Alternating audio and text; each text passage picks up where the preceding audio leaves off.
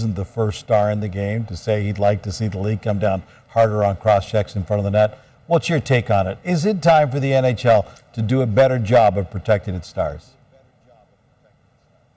Not protecting his stars, Gino. Just call the rule book. It is time. The rules are there. Cross-checks are in the rule book. You can just call them. You don't have to give defensemen free reign to just chop away at guys in front of the net because they want to, because that's the way it's always been. Think of the NFL. They protect the quarterbacks. They make it harder for defensive backs to cover wide receivers, to promote offense, to promote health. There's nothing wrong with calling the rule book or adjusting the implementation of the rules to protect players. Now, last night, Auston Matthews has a point. Like, a couple of these cross-checks, like, those are textbook cross-checks. Those should be penalties.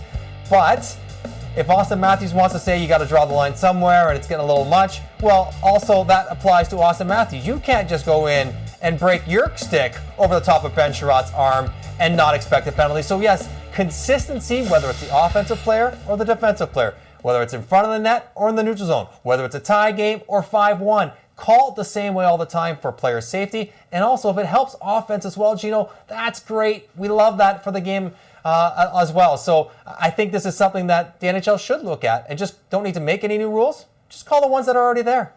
Consistency.